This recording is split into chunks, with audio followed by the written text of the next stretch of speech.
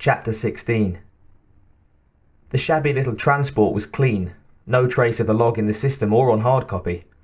It would have made things a lot easier, of course, but Briggs wasn't particularly disappointed. He was a negotiator, not some company thug. Without a challenge, what was the point? Not that there will be much challenge here. He could see how easy his job would be from outside, as he'd watched his guards finish their search, Vincent watching over them anxiously. The three people he'd come here to see were in terrible shape, grubby and tired looking, not to mention rather fragrant. Even outside, the warm Bunda air pressing down from a cloudless night sky, he caught the unpleasant scent of their nervous sweat and unwashed bodies. And that horrible musky smell that seemed to be coming from the dark wilderness far below, where unseen creatures shuffled randomly through the undergrowth. He hoped his runners would cave quickly. Bunda was one of those stinking company merc holes that wouldn't be livable until they cleared the green, hooked up a compressor, and paved it over with plasticrete. It shouldn't take long. The trio backed against the wall inside had the helpless look of the desperately unprepared, and would probably give up the data before he could even finish his pitch. It was anticlimactic, really. Assume nothing. Be ready. Be sincere. Don't forget what's at stake. Briggs breathed deeply, realizing that he was a little nervous himself. He tended towards overconfidence when he was uncertain. If they didn't have the log, it was all for nothing. No, they had it. Positive thinking. When Nirasawa called the shuttle empty, Briggs stepped aboard, silently reaffirming the names with the faces as he motioned his men to move back, give him some room. They did the best they could, looking strangely dwarfed by the Macs at the back wall. Vincent made no move to leave, leaning against one of the pilot seats, although his man Cabot had already disappeared. Briggs thought about asking if the botanist could do the same, but decided it didn't matter. He would know better than to open his mouth. And if he didn't, or if things got out of hand, one less paper-pushing biotech was no great loss. He smiled gently at the ragged trio, remembering the psych profiles. Open conversation to begin, see which way they're leaning. "My name is Lucas Briggs," he said, letting the little smile fade, letting his face take on the sadness that their drama inspired. "As a Weyland-Yutani representative, please allow me to express our deepest sympathies to you for what you must have experienced on DS-949.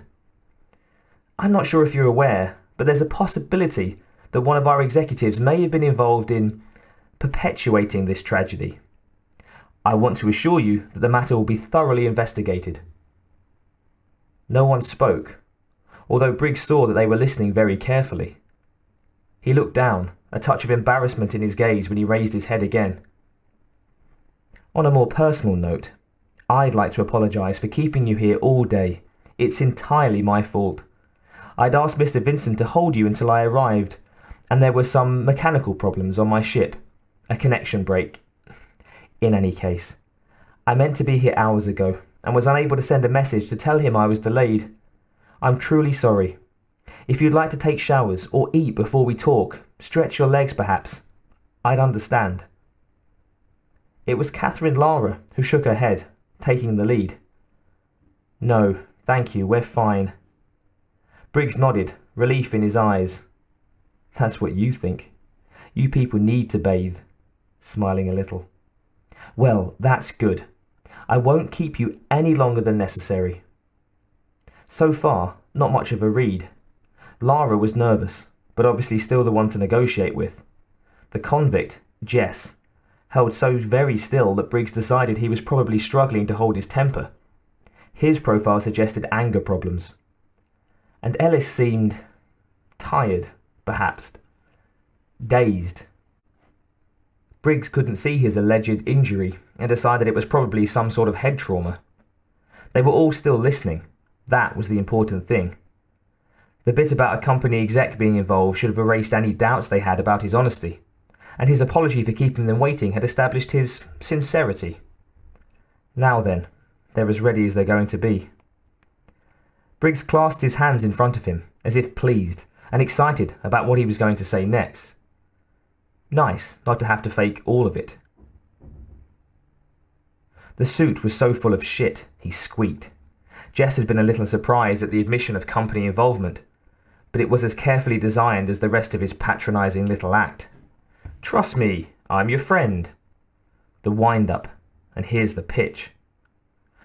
The company's authorised me to make retribution to you for the terrible losses you've suffered, Briggs said, his black eyes shining as though they were about to give them some incredible gift. Substantial retribution. Not only will you receive the Nemesis's full bonus, we want to make certain that all of you feel that your futures are secure with Weyland-Yutani. Arrogant, lying, backstabbing bastard. Whether or not you decide to continue with the company, we'll see to it that your contracts are renegotiated to bring you the financial gain and freedom that you deserve for having been through the unfortunate victims of this matter. Whether or not a company employee was involved, the incident at 949 should never have happened. Briggs finally paused, apparently having shovelled enough for the moment. The twin muscle boys hovered in the background, arms crossed, their faces unreadable. Kevin Vincent, the asshole who'd kept them stuck on the shuttle all day, was the only one with any expression at all, and he looked mildly terrified. Jess wanted to spit in the suit's eye, but kept his face as blank as the threatening bookends that flanked the Max. He'd promised to keep cool. Lara was calling this one, and he wasn't going to blow it. We appreciate this, Mr. Briggs, Lara said. Really. But all we want to do is get back to Earth, try to put all of this behind us. Briggs nodded, smiling even wider, and for the first time since he'd come aboard, Jess saw the thread of steel buried beneath the layers of plastic. Will the real Lucas Briggs please stand up? Whatever you want, I'll make the arrangements tonight. The grin sharpened, glittering as brightly as his eyes. Although there are a few final details that I need to get confirmation on before we conclude our business.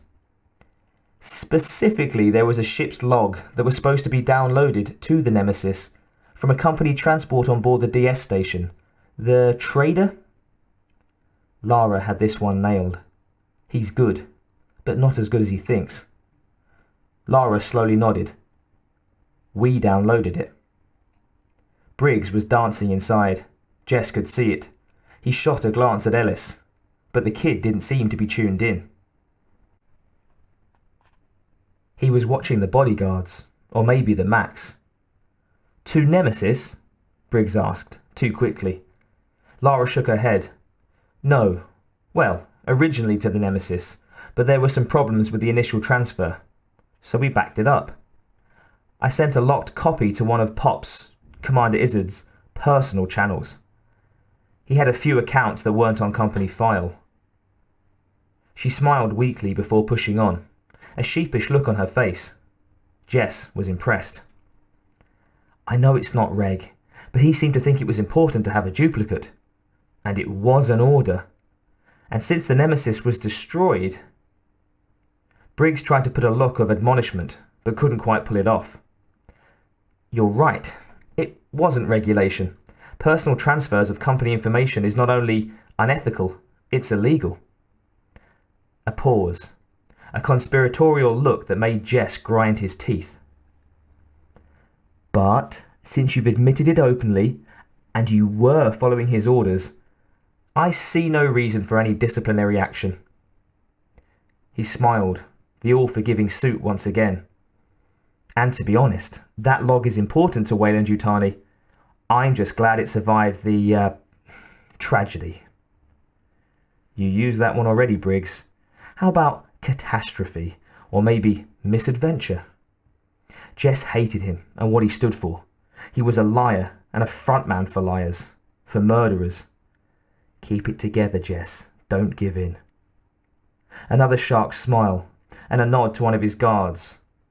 So, account number? Lara met his gaze evenly. I'd like some insurance first, Mr. Briggs, that will have safe passage back to Earth.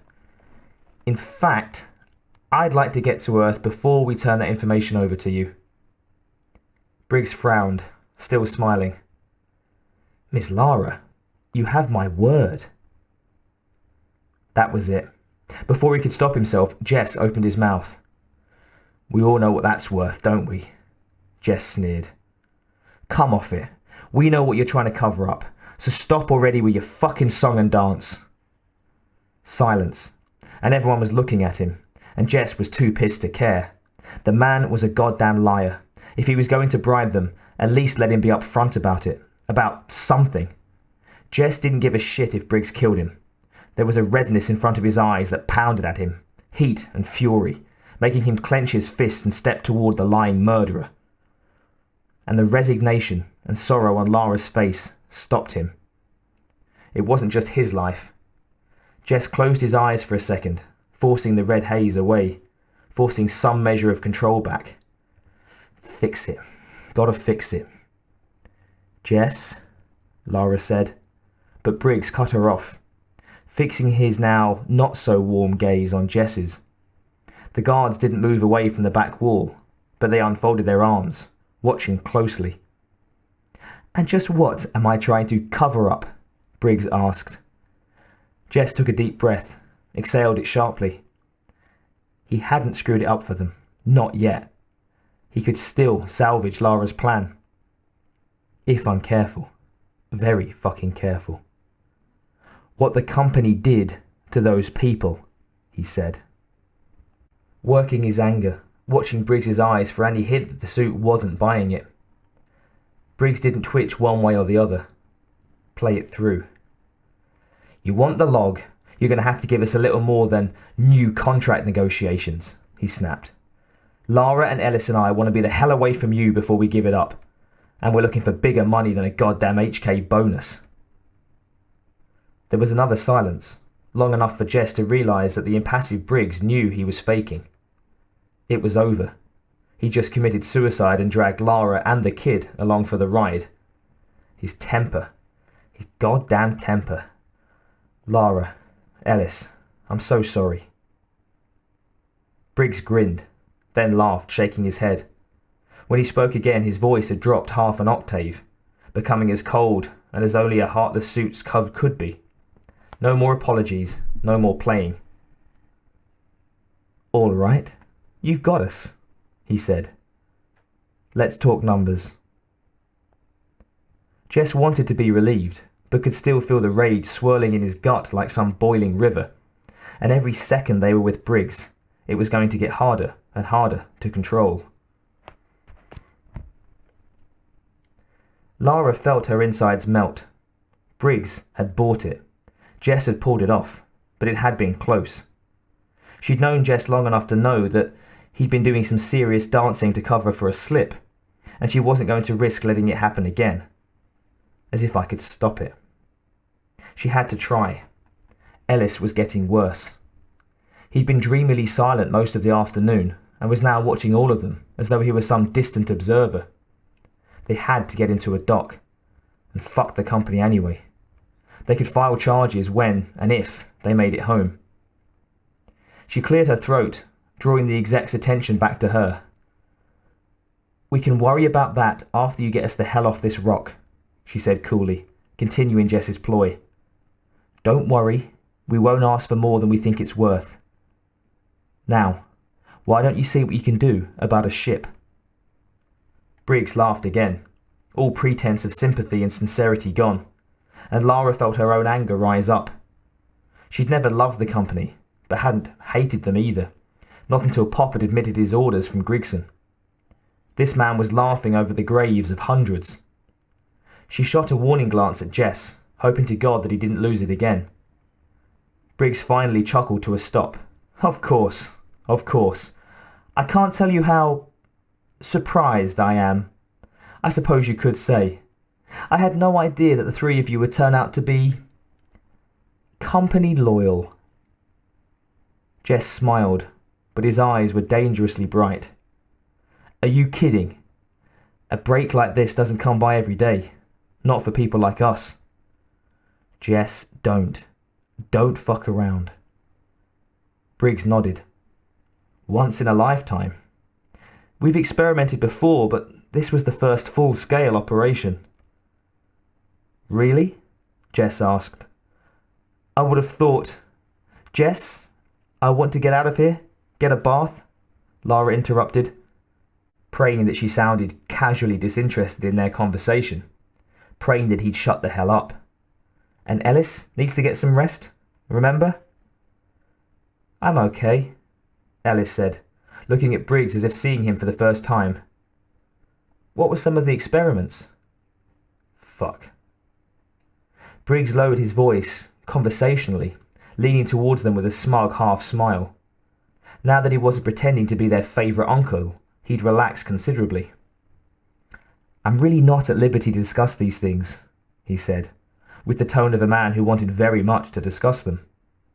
To tell them how extremely clever he was. I mean, you understand how important it is for the company to maintain its edge over the competition, and what the XT means to our military application programs. So let's just say that nobody would want to buy what we're selling if they didn't have the proper documentation. DS-949 was specific to how fast an infestation spreads through an isolated community. But we've also done extensive work in other arenas. I'm sure you can deduce the rest. Oh God. Oh my God. It wasn't an accident, Jess said dully, and Lara didn't know how to stop him. Didn't know if she could, her mind reeling. She felt sick and shocked beyond simple repair. On purpose. They did it on purpose, and sent us in to gather the results. Briggs's eyes narrowed at Jess's tone, but he didn't seem to understand. Not yet. Of course it wasn't an accident. Believe me, it wasn't a decision that was made lightly either. We had several $1 billion invested in that installation, and we did not tell Commander Izzard to kill you people. I hope you understand that. He trailed off, looking between the three of them, the realization dawning in his eyes. You don't have it, do you? He asked. Amazingly, it was Ellis who had the presence of mind to answer him. Oh, we have it. And if anything happens to us... You fucking bastard! Jess leapt for Briggs, his eyes wild, spittle flying from his lips. He grabbed the surprise exec's shoulders, still screaming, shaking him. They fucking died! They died! Do you fucking understand? Keen, Nirasawa! Jess was hauled off of the sputtering Briggs by the guards, his furious shouts cut short by a sharp, violent jab to the gut from the blonde man.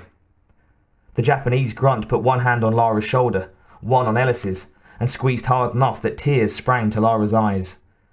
Behind them, Vincent let out a surprised squeak. Gasping and doubled over, Jess vomited bile on the shuttle floor. Briggs stepped back, a sneer of distaste on his lips, straightening his suit with quick, angry fingers. Keen, again, Briggs said. With a small, mean smile, the blonde held onto Jess's collar, half supporting him, Jess still trying to get his air back. Keen punched him once more in the face, a hard blow to the jaw that rocked Jess's head back. Blood flew from his gasping lips. I will have that access code. Make no mistake. Briggs spat, staring straight into Lara's wet gaze. The only question is, how long will your friends have to suffer before you give it to me?